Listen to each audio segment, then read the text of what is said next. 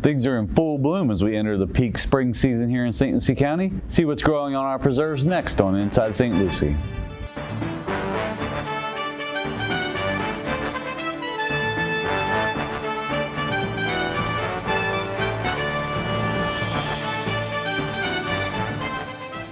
Welcome to this edition of Inside St. Lucie, SLC TV's monthly government affairs show. I'm your host, Eric Gill, Communications Director for St. Lucie County. And on today's show, we're going to talk about St. Lucie County's nature preserves and the Environmental Resources Department. With my guest, St. Lucie County Commissioner Aaron Lowry and the Director of Environmental Resources, Amy Griffin. But before we meet our guest, here's some upcoming events and announcements from the Board of County Commissioners. The Oxbow's summer camps start June 9th through July 11th. Each week will have a different theme and be tailored for a specific age group, from first graders all the way through high schoolers. For prices and scholarship opportunities, visit oxboweco.com and click on the Summer Camps tab or call 772-785-5833. The Oxbow Eco Center is located at 5400 Northeast St. James Drive in Port St. Lucie. The Lincoln Park Community Center Summer Camp takes place weekdays June 3rd through July 25th from 7:30 a.m. to 5:30 p.m. For details, call the staff at 772-462-1788. The Lincoln Park Community Center is located at 1306 Avenue M in Fort Pierce. Now for the latest updates about all St. Lucie County Commission meetings, workshops, and events, be sure to visit our website at stlucieco.gov and click on our comprehensive calendar. And if you'd like to be added to our press release distribution list, send us an email at pio@stlucieco.gov. We're also on all the social media channels, Facebook, Instagram, and X at St. Lucie Gov. We're going to take a quick break. Before we do, we're going to check in with the latest economic development stats. St. Lucie County's tourism continues to show an increase over previous months, with January's collection coming in at 7% higher than last year. The first quarter of the fiscal year is 22% higher than last year. Overall building activity decreased by 8% in January compared to December, with 1,262 applications for permits submitted. However, this was a 20% increase over the same month 1 year ago. According to the Florida Realtors Association, the median home sale price in St. Lucie County was $383,900, a 1.6% decrease compared to a year ago, while condo values decreased by 0.5%, with the median price at $288,000. St. Lucie County's unemployment rate increased slightly in January to 4.4% compared to December's 3.5%. Statewide, the unemployment rate was 3.7%. The largest increase in the labor force in the Treasure Coast was in education and health services with 1,600 jobs, followed by transportation and utilities with 1,100 jobs, and government with 600 jobs. According to CareerSource, in January, non-agricultural employment in our area reached 176,700 jobs, making that a yearly increase of 3,600 new jobs. If you work for a local business looking for skilled or trained labor, be sure to contact the staff at CareerSource as they can assist your company with its recruitment and training needs. And if you're an individual looking for a job, they can help you as well. Visit the CareerSource online at careersourcerc.com or call 1-866-4U-to-HIRE. Welcome back to Inside St. Lucie. I'm your host, Eric Gill, and I'm joined by St. Lucie County Commissioner Aaron Lowry and Amy Griffin with their Environmental Resources Department here in St. Lucie County. Thank you both for coming on the show. Good to be here. I'm glad you picked ERD as a topic, because this is really a great time to get out and explore St. Lucie County preserves. Absolutely. Weather's perfect for it, too. It is. Yeah. Today is a high of 71. Yeah. Well, Amy, for those that may not have the history, let's talk about St. Lucie County's environmental preserves, how we got them, how many we have. You know, I know a lot of those stats, but folks at home may not. I know you do too. There were some previous programs leading up to the one that we're working on now. But in 1994, the county commissioners at the time decided to put a referendum on the ballot to ask the citizens of St. Lucie County if they valued protecting environmental lands enough to tax themselves. And so that went to the ballot, and it was overwhelmingly approved with 67% support from the voters. And so with that, at the time, the county went and got a $20 million bond and set up a structure with within the county to look at, to rank where's the highest quality native habitat, where is it left? Let's focus on those. And then they pulled together what's called a Land Acquisition Selection Committee, a group of about 13 members with a variety of different backgrounds, to review every single piece of property that was purchased. It's first and foremost a willing seller. There is Sure. no going out. Eminent domain. Yeah, no eminent domain, none of that. So while there might be some fantastic, high-quality native habitat that's out there, there's just, that particular piece of land might not have a willing seller. So we went and we focused on, and those before me, I'm standing on the shoulders of greats from the past, Cliff Barnes, Doug Howard, Stephen Fosick, all of them. The list goes on, and I left them out. But so they took and focused on certain areas like the watershed of the St. Lucie County. Out north where Cypress Creek is, 10 Mile Creek, the North Fork of the St. Lucie River, Indian River Lagoon, and then some of the more rare and endangered habitats like scrub. Just a horrible name, but scrub is actually the name of a habitat that is really high and dry and has unique species there like scrub jay, gopher tortoises, Laculla's mint. We're really fortunate in this county to have some pretty unique species. So they focused on them, purchased, I believe, Indrio North Savannah's preserve was the first one. It's a 297-acre preserve that was slated to be a development. The roads are already cut, the drainage was begun to be cut, and it was just phenomenal habitat. So they went out and purchased that. And the first couple decades went like that, identify the land, acquire the land, set some basic protections in place with fencing and parking lot, and set it aside. Fast forward to today, we're fairly out of money. We're basically out of money in that fund. So the commissioners are looking at other creative ways to fund land acquisition that don't necessarily go back out to the voters and increase taxes. So that includes things like putting into place a system where developers, if they can't mitigate on site, they have the opportunity. We go through what's called avoidance and minimization stepwise process. If you can protect on site, great. If you can't protect on site, can you protect as much as you can and mitigate what you need on site? If you can't, can you mitigate otherwise? So we have options like buy preserve elsewhere that's identified in these habitat inventories and such, and set that aside as your mitigation. Or not everyone's favorite, but sometimes a matter of doing business, it's easier for the developers, $200 per inch. And so if you take out a tree and you can't mitigate it for any of those other ways, you contribute to a fund for land acquisition. And that's how we're actually being able to fund land today. In the last couple of years, obviously development's gone up and the fund has increased. And I think that's important for the viewers to know because quite regularly you drive by a site, you see that it's been clear cut, and you think the county didn't do anything to protect that land. Again, it's a stepwise kind of process.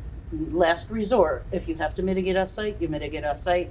That goes into funds. We've been able to purchase Midway and 25th Street, a couple pieces of property down there along the river. We're working up off Turnpike Feeder Road where there's prime scrub jay habitat. So we're piecing together the lands up there and elsewhere. So this is the way that the program is being kept alive. Yeah. Now, and Commissioner, now you're fairly new on the board, so you may not have that history, at least I from love listening to it all, though. the It's all budget amazing. side. Yes. But it is something I think is unique. When we looked at that $20 million, the staff was able to match that with state and federal grants. And I think we bought $76 million worth of land, which, that value continues to go up because as a commissioner, I'm sure you're finding out, and one of my frustrations you see on social media, when the county needs to stop building. Well, the county really isn't building anything. It's private property owners who take their land and say, okay, I don't want this ag anymore. I want to put whatever number of units I can maximally allowed to do. And the state kind of favors property owners, right? So Yes, sir. the only way really for the board to control the development is to own the land. Mm-hmm. Absolutely. And not that we want to be landlords, but at the same time, we want to make sure we're protecting natural resources, right? Yes, sir. Now, have you been out to some of the preserves and looked Yeah, at them? What's some of your Oxbow is favorites? probably one of the most visited for my family. When my kids were a lot younger, we'd go out there and just kind of walk the trail. Took our dog out there. It's really, it's a beautiful hike or walk, if you'd say, and I'm not necessarily fond of snakes and things like that. So I'm always waiting for to see some kind of creature, but thankfully, knock on wood, haven't so far. But a lot of beautiful birds in there, and it's probably one of my favorite because it backs up right up along the river. Yeah. They're just as scared of you as they are. I know, of us. that's what everybody tells me. But I had one time, and it actually was on a residential busy street.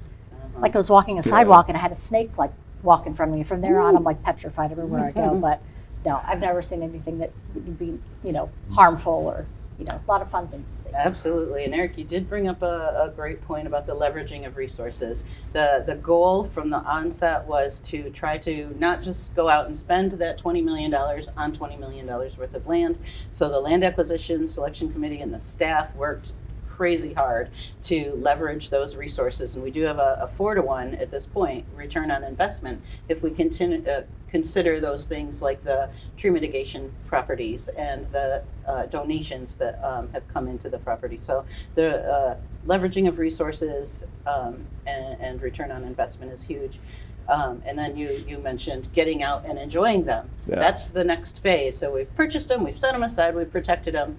First and foremost is protecting the habitat. Sure. And then second, or concurrently as important, is getting the people outside. So giving them a safe and enjoyable experience out there. So that involves certain things like putting a kiosk up at the trailhead. Where's your map? Maybe a QR code that you can carry with you to make sure that wherever you are on the map, you know where you are. Putting out environmental education signage so that people see what they're understand what they're seeing. And then the guided nature program, I think you're going to go into next. I was, yeah, exactly. It's like you read my script. I did. But no, and I noticed too, you said hikes, and it kind of shifted, Commissioner, to strolls. And that's something, Yeah. Amy, I know the environmental staff, along with some volunteers over probably the last 20 years, have done guided hikes. It started, kind of a small thing. And I remember Steve Fosak, you mentioned he was the one that got the lands going and was one of the first land managers, and I know he was always hesitant for me to promote these things because it just selfishly wants to protect the environment. The more people that go out there, the more it means that we got maintenance and trail pickup, and remember we tried to remind people to pack it out. These aren't regular parks where we have staff there every day doing maintenance. So you have a small crew to manage 11,000 acres. So the more and more people use it, I know the disc golf club empties the trash out at Gordy, and we have other volunteers like that. But the more it gets used, the more potential you have for wear and tear, and just we've even seen, again, these are passive recreation parks, so we've had we have issues that people don't read the signage and there's ATVs in there, or horseback riding on some, that is allowed on some preserves, but we don't really want it at the disc golf course. Just those things probably don't mix well, right? So how is that educational effort going? So when we were, part of the way we leveraged the funds for the acquisition, the main source of funding was through the state called Florida Forever and the Florida Communities Trust programs.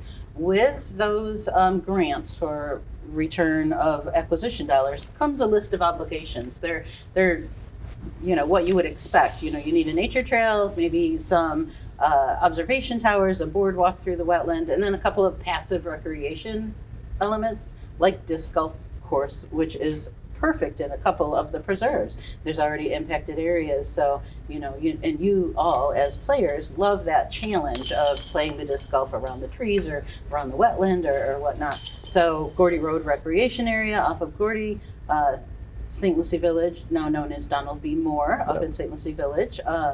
And then the third one is Lakewood Park Regional. So there's 3, and then Indian Hills in the city of Fort Pierce. We have a partnership with them as well. So disc golf has become a great draw, but in the meantime, those players want to see that preserve maintained. So they've volunteered and taken it upon themselves to help trim the trails carefully, so that you can keep your views, but also people who are walking are out there picking up the trash, because like you said, St. Lucie County ERD, the Environmental Resources Department Lands Division, has a massive staff of 8.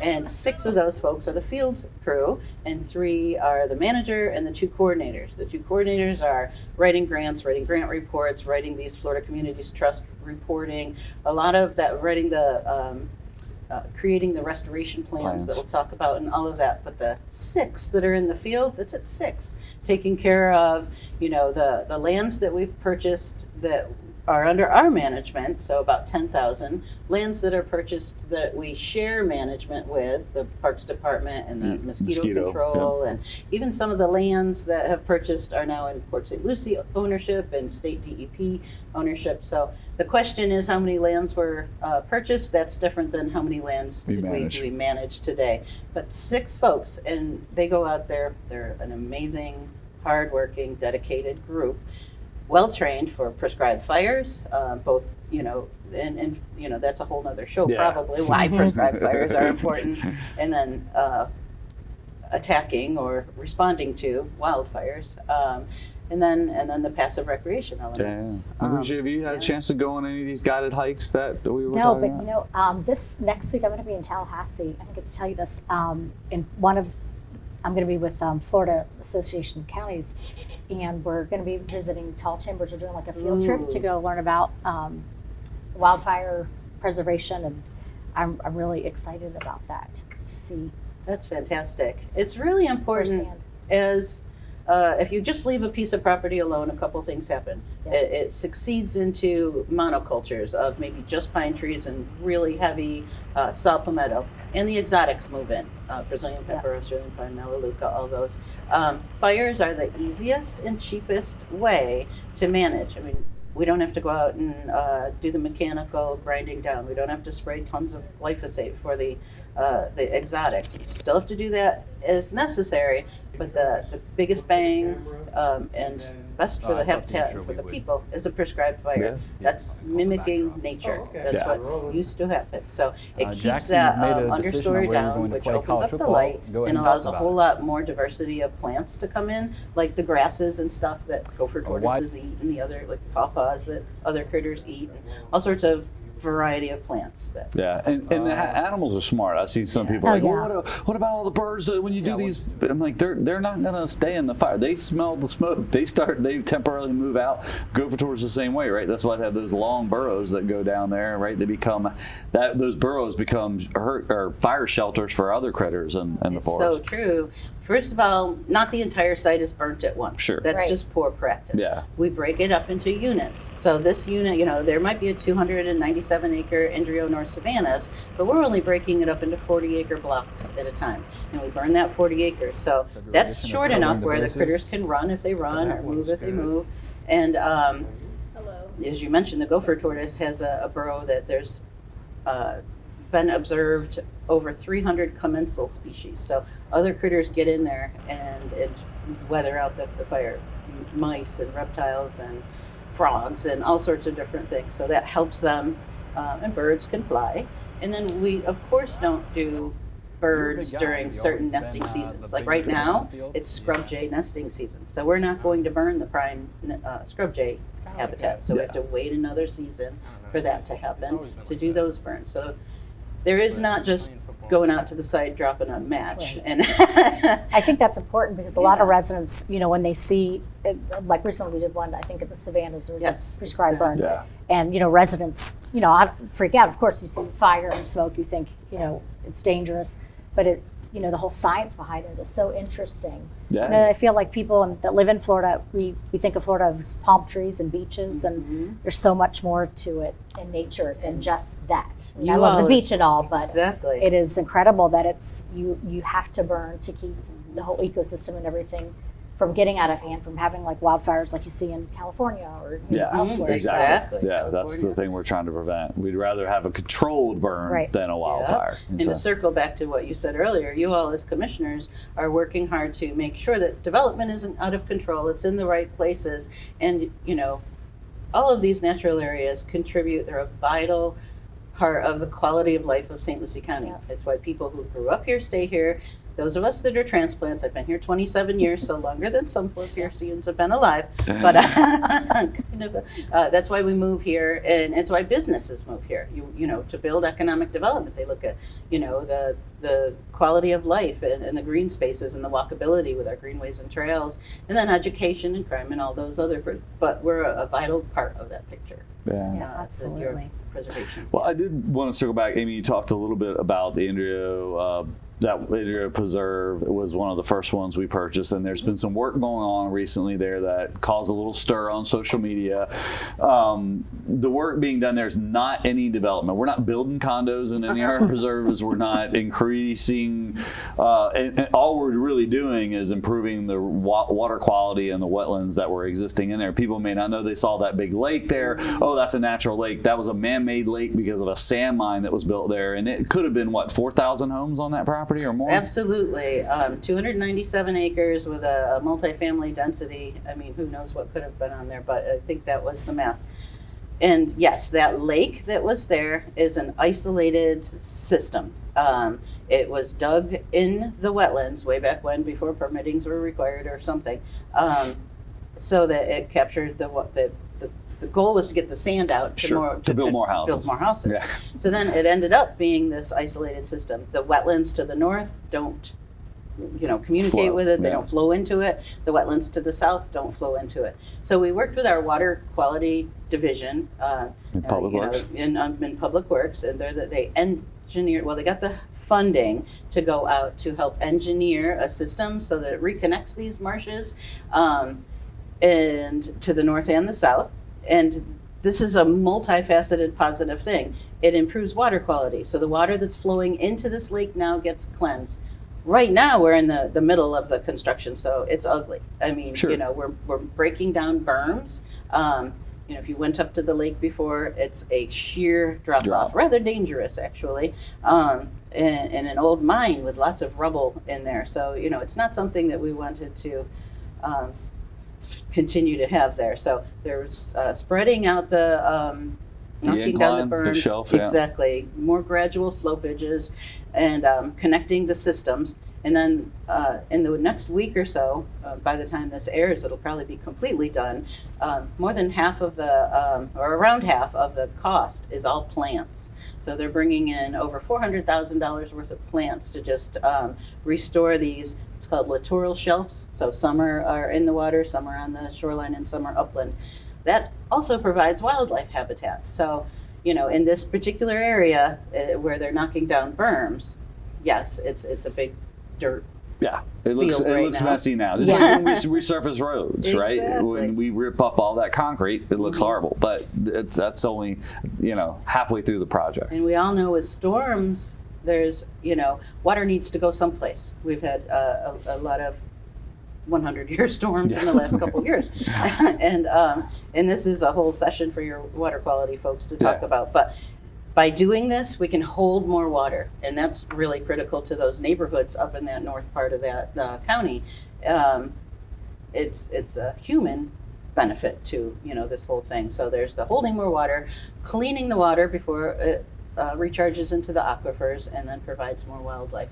At the end of the day, we plan on, so it is going to impact some of the trails. We'll be putting in beautiful boardwalks to go through that. Oh, nice. So folks, and then of course our environmental education folks at the Oxbow will help develop signage that share why this is all important. And a couple other points is this wasn't done in a vacuum. There were a number of public outreach sessions over at the Fenn Center in March, and a few others where the public was notified. They were they had the opportunity to come in and comment on the project and learn more about it. I know we're all busy and you don't see every Yeah, I can press show release you all the that goes public out there. notices that he did about All Aboard Florida that people didn't come to until after the train was announced, and then everybody was flipping out about it. So yeah, but it's unfortunately one of those things. Until he takes one person seeing, the wrong image and then putting out the wrong information out there before it gets out of control. But And I guess the last point on the social media complaints was that we got a out-of-state contractor to do it. They relocated from out of state. They brought their business from California to St. Lucie County. They're now here in St. Lucie County. They haven't changed their name yet, so they're still called SoCal. Yeah. But, you know, they are here and they've been doing other work in St. Lucie County and the Treasure Coast region. But that whole process still was bid through the proper bid. They were the lowest responsive Oh, yeah. bidder. So, and when you're dealing with federal funds, you can't give local preferences, even though they are a local company, but they were the lowest responsive bidder. So that's what, you know, Right. I'm sure you're seeing that now at the Oh, yeah. commissioners this year. And I think too, one thing I can say is that St. Lucie County and ERD has, you know, residents' best interest, and preserving, you know, nature and land is like top priority. And I really didn't know much about it until becoming a commissioner, and I think it's fabulous because Yeah. we're doing that instead of just seeing, you know, old abandoned orange groves turn into developments. And Right, I right. appreciate that. And I know a lot of people do. And Amy, you guys, speaking of watercraft, that's not the only one you've done recently. You've gotten some rescue plan money and have done Oxbow restoration connections, which Oxbow, not to be confused with the Oxbow Eco Center, but an Oxbow is a natural bend in a waterway. And, you know, when we developed Florida in the 1940s, all those canals are straight shot, and now that water gets to the lagoon faster, which is great for development, but not so good for the environment. So you guys have been, I know the Becker Preserve is one where you've restored that, and then Needs and DJ Wilcox, I think, had some, maybe not an Oxbow, but did definitely some water quality restoration there. Absolutely. You know, like I said, when, you know, there's the twofold mission for preserves. Maintaining, managing, and improving the habitat, and then getting folks outdoors to enjoy it. So we're always working behind the scenes to manage the habitat. And a couple of them have been big wetland restoration projects. And a former employee here, Mike Middlebrook, he had some fantastic ideas and went for big money. And so he went to the state legislative line item, it's called, to get $1.6 million, no local match, so all from the state of Florida, to do a Oxbow restoration at the Becker Preserve, which is over off of Selvets, not Becker. It's confusing, but it was part of the old Becker Grove system. But so over off of Selvets, if you look at the river, like Eric said, South Florida rivers are slow moving, so they get these windy bends to them, and they're very shallow. And so what happened is when the Army Corps of Engineers came in and straightened out 10 Mile Creek in the North Fork, it kind of took the water out of those oxbows and just put them in the main channel. So a lot of them just kind of dried up and became mucky backwaters.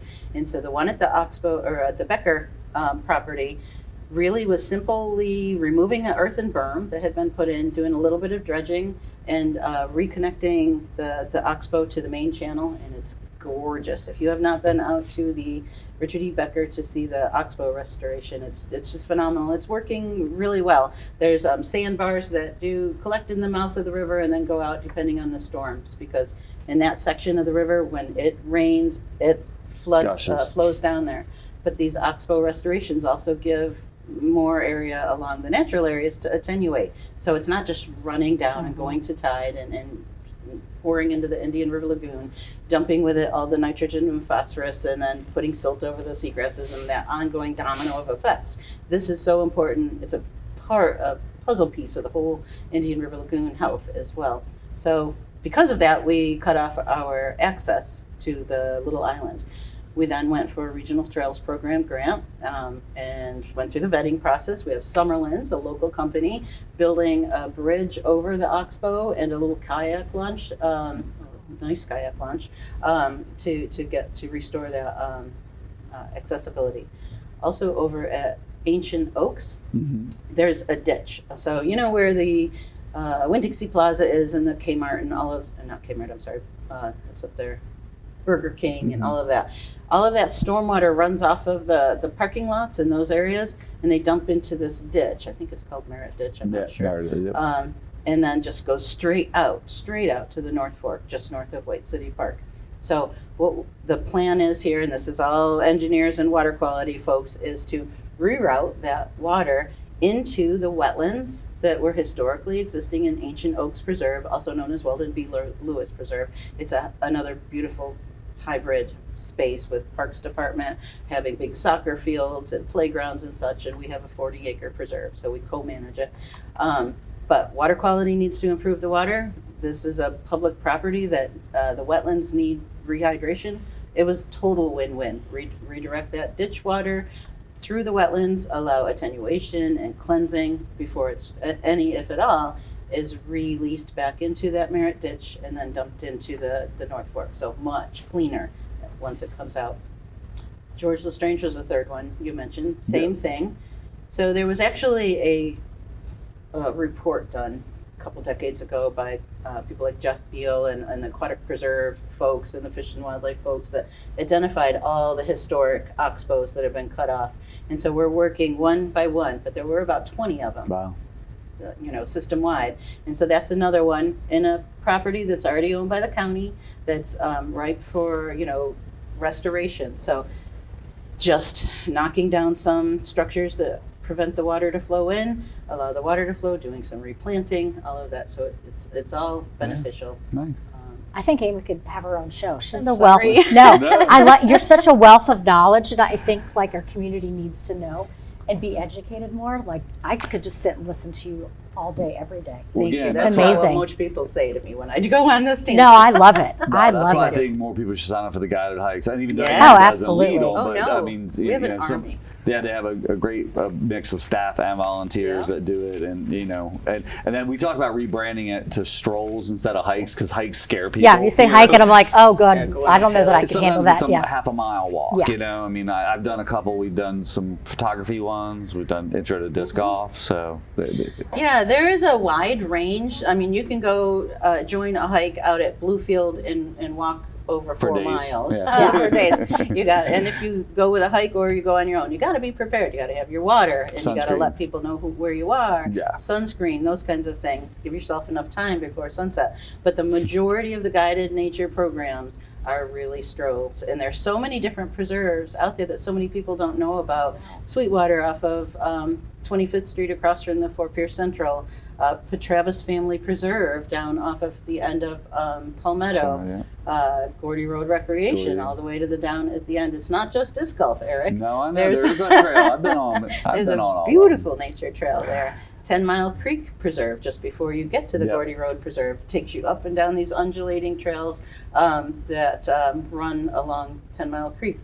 And I know, Commissioner, you don't want to see wildlife, but I have seen everything from foxes, As long as they're not snakes, I alligators, don't mind. Deers. I've seen Yeah. a lot of rattlesnakes, coral snakes, Have black any ever racers. bit you? Not yet. Okay. Yeah. I'm trying. I know, most I'm of nature, reaching they'll out. run I need to away. Get as close as I Yeah. can with the camera. I'm scared too. But no, they are great wildlife watching, even birding, and some of those hikes have focused on that, like butterflies. And I Yeah. don't think I've ever been to Gordy Road and not seen a butterfly Right. at least. And that's So because the wildflowers are protected and the site is managed yes. to facilitate that. Yeah. Yeah. And we could go on a lot on the preserve. But one Oh, thing, I know. it is April. We have the longest running Earth Day Festival, and it'll only be a couple weeks into the airing of this month's show. But Amy, what's new for Earth Day this year? Sorry, he's asking No, me. that's why I brought but that's this is why I her brought first you year. on. I'm like, no. We asked what She's am not I involved in interested? planning. I'm sure And I'm she's like, been I to want Earth Amy to Day. be here to tell everybody Yeah. because Thank this you. is really important to me. So this year's Earth Day Festival is April 12th, and of course it's at the Oxbow Eco Center. I believe we're in the 21st First year. annual this year. The Oxbow Eco Center opened its doors back in 2001, Okay. and that was a partnership between South Florida Water Management District and the county and all of that. And past state representative, Ken Pruitt. Ken Pruitt. He was integral in bringing the funding here to create this Oxbow Eco Center. So thank you to him. And so every year we've been having an Earth Day celebration, and each year it grows. The first year was a Boy Scout group and a few folks, and it's smaller and smaller.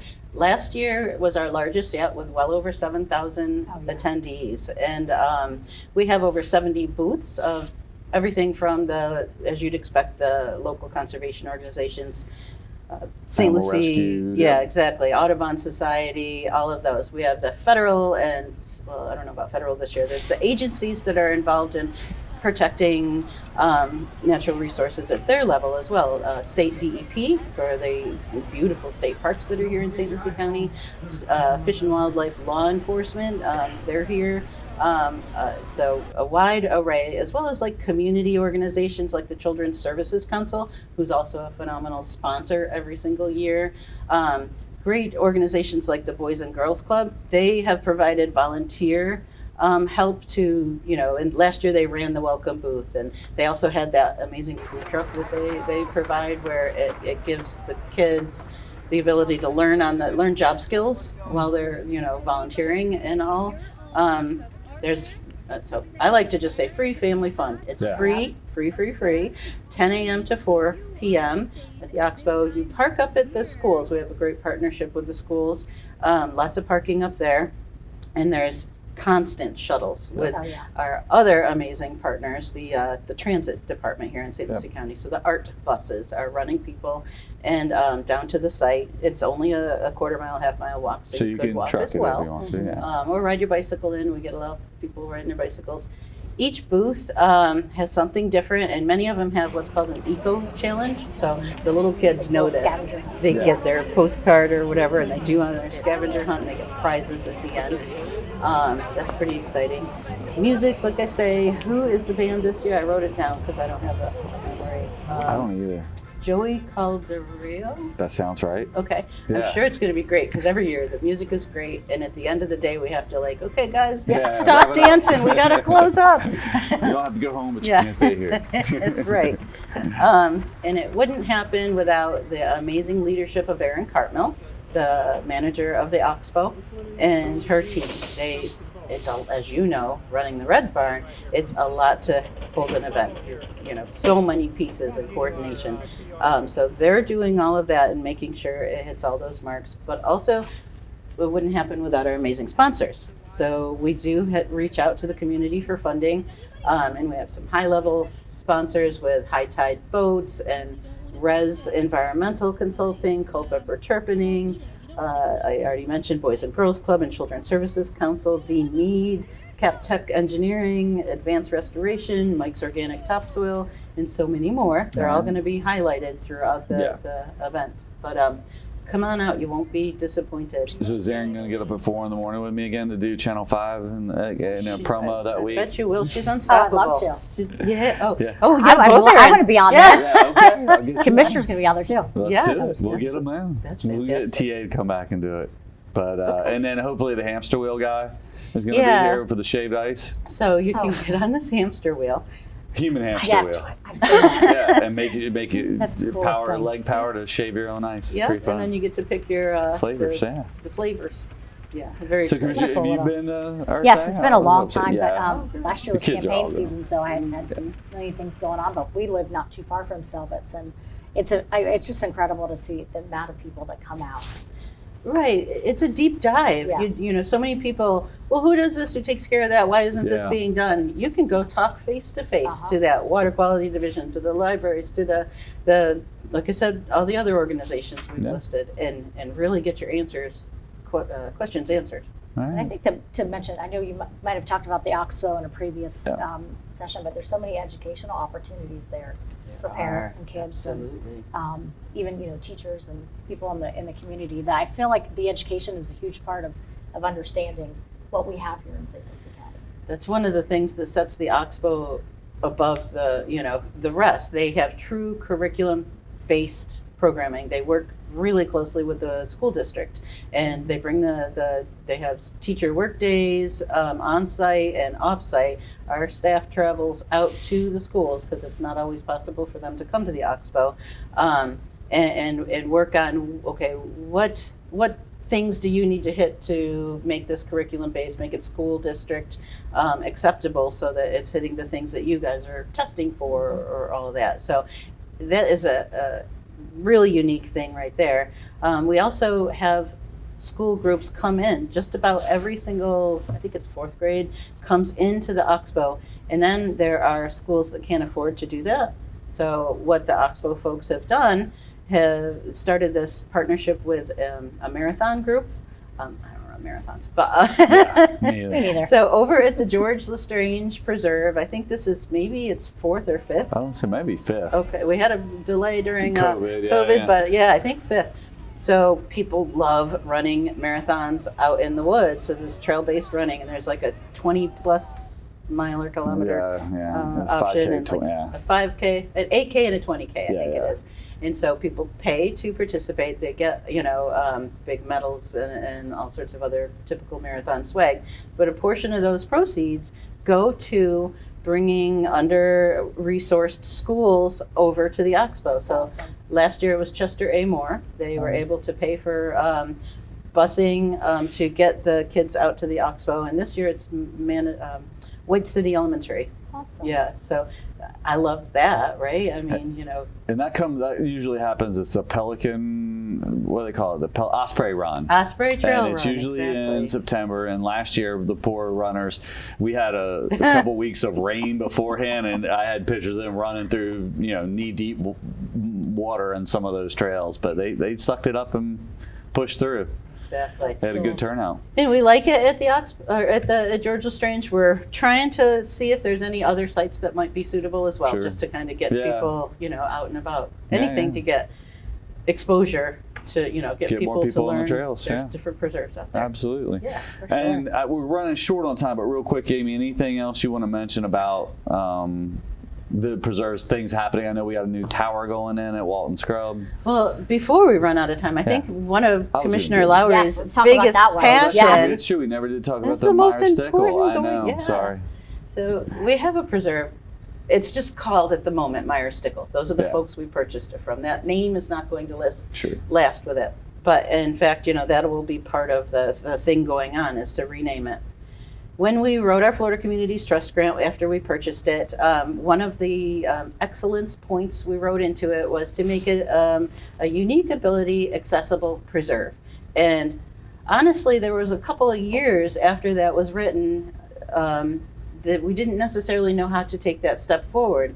I think we're excellent at Yes. making, managing preserves, but autism and that world is not our forte. So we wanted to make a really robust, stakeholder-driven, community-involved group. And so after speaking with the commissioners recently, and we've got, this is, I should, So let me know when you want to tag in.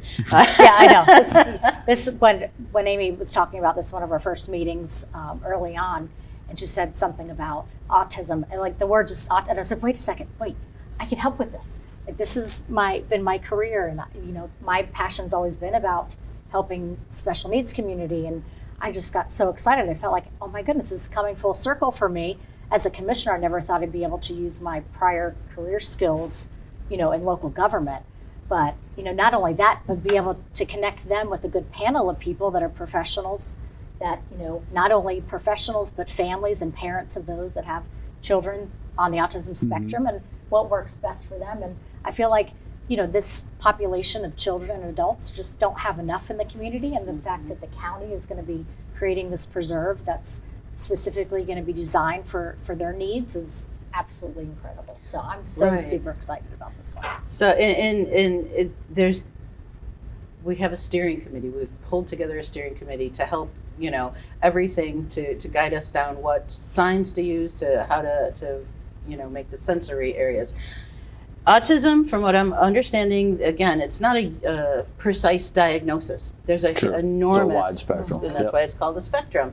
And so some folks, and I've learned this through Commissioner Lowry, one of the challenges has been verbal communication and all of that. So everything from your recommendation to have many autistic people think in pictures or patterns or such. So storyboards, kind of. I mean, storyboards has its own meaning, but picture boards along the way, so that children, people can communicate using those pictures. You were sharing, I need to go now. I need to I'm overstimulated. Sure. I need to go in a quiet place.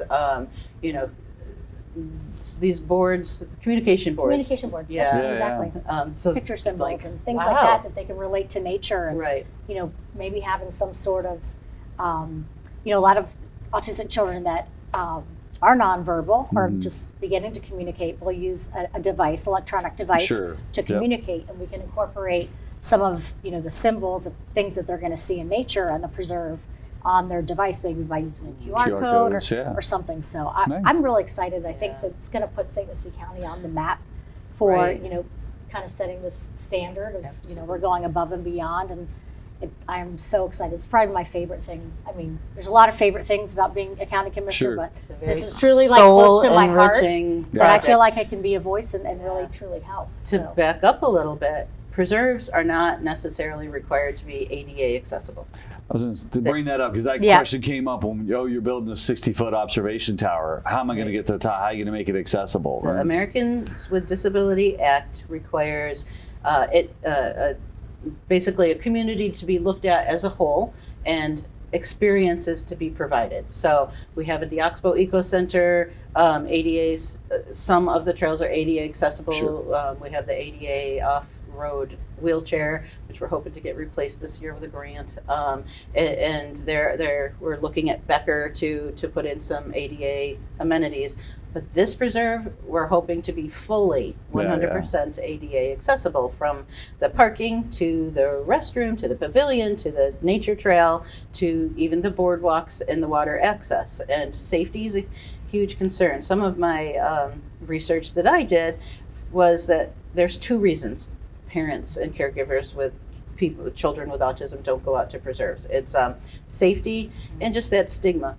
Children with autism, they don't necessarily, wear a label that I'm autistic, and they just might look, like they might not have the same boundary situation. So they might be in another kid's space, or, wanting to share their food, or making noises, or, Sure. if they're, nonverbal, they might be making noises that are curious. I'm not, there's the stigma. The parents haven't wanted to go out. Yeah. This is going to be labeled as you are now entering an autism-friendly preserve, and this is your place. You're comfortable, and we want to do everything we can to make the, to accommodate that as well.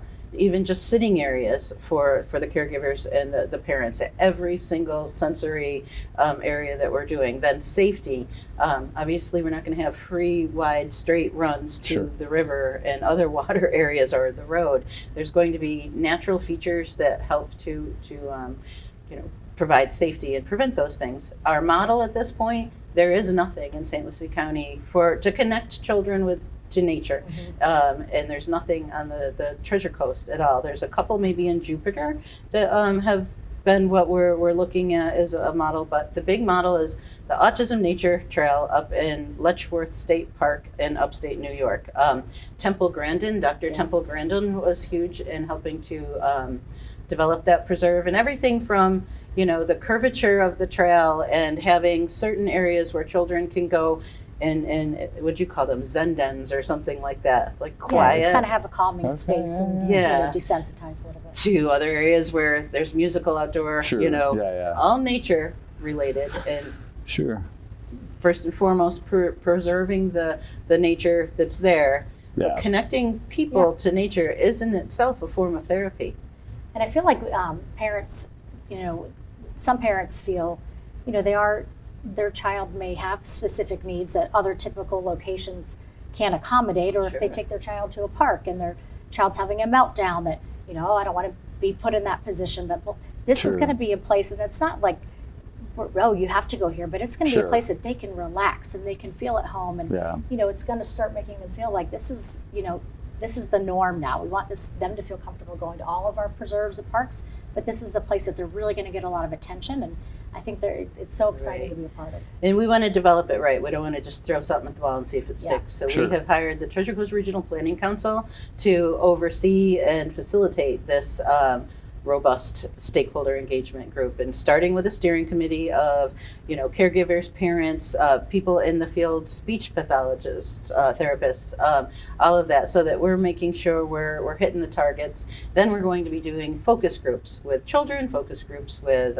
organizations in the field, and then individual one-on-one interviews with people. So with all this information we're gathering, we're going to keep bringing it back to the steering committee, and then every single thing, like I say, even the restroom, well, you need a family, changing area, Sure, yeah. something like that. The pavilion, well, maybe, some big bright flowers over here. I don't know. And what the sensory play stations are going to be. Obviously, some children are more auditory, some are more verbal, some, just Tactile, touch stuff. Yeah. exactly. So that's going to be the oversight with the committee that's going to help. And it's not going to end when it's constructed. We want to really get a group of stakeholders that stay involved. And the Oxbow Eco Center is going to be, an integral part of developing the signage, the programming, all of that. But we want to do this in partnership with the community. It's not us putting Sure. it out there. It's all of us working together to make sure it's the right That's the thing. best part. I think it's a huge collaboration of people from, all different avenues, and it's going to be absolutely incredible. Yeah, and what's the time frame? Right. So, like I said, we have and I'd like to thank Representative Trabulsi. Yes, Um, Dana's And amazing. I think I always say her name wrong. It's Trabulsi, right? Yeah, it's Trabulsi. Trabulsi. Representative Trabulsi was very, and Aaron Grawl, getting the legislative funding. So we have $800,000, Wow. a grant for $800,000 from the state to be able to make this happen. That's amazing. The time frame, we're pulling the steering committee together. The first meeting's this week. Our own planning department, of course, we want to follow all the rules that Sure. everyone else does. Our own planning department is requiring us to go through a minor site plan, and we're going to have to get building permits for every one of these elements, and show that the parking and all the rooftops have compensatory stormwater mitigation and all of the things that everybody else is required to do. So and we're bringing utilities in from the city of Port St. Lucie for the restroom and such. So I want it done tomorrow. We want it done tomorrow. But Like there's you But a said, then to process. do it to right, make sure to we're do it doing right, it right. we're gonna make sure Absolutely. that Right. It's So all planned out. we're thinking a year. Okay. I think we'll have a ribbon cutting at the Yeah. so All right. excited. end of 2025, All right. possibly early 26. All right. Tied into Earth Day next year. Ooh, yeah, absolutely. All right. Well, Commissioner, is there anything else we didn't get discussed? No, I think this is great. A couple hours worth, Yeah, probably. Yeah, I no, mean- but very educational. I mean, one thing I love about being a commissioner is that it's definitely every day is a learning experience. And there's some things that I thought I never would be interested in, and then I learn about them. I'm like, wow, this particularly with ERD is very near and dear to my heart. Between all the different ecosystems that we have here in St. Lucie County, but the Autism Nature Preserve is like top notch for me. Yeah, I'm yeah. so excited. All right. Thanks for all you do. And, Thank you your for your wealth of knowledge, support. and Oh I my hope- gosh. I know people are going to walk away watching this today and be like, you know what, we never knew that about things. We couldn't do this without your connections to the community, your guidance, and your support, truly. I appreciate it. All right. Thanks Well, for having thank you us. both for coming on the show. And Commissioner, you'll be back. And Amy, I'm sure you'll be back again as well. Yeah, we'll come back Because with I'm an never update. leaving. Yeah.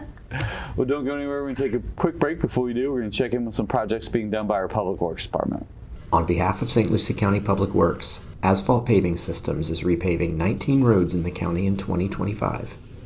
Chip sealing is viable for many of these roads as they typically carry lower traffic volumes.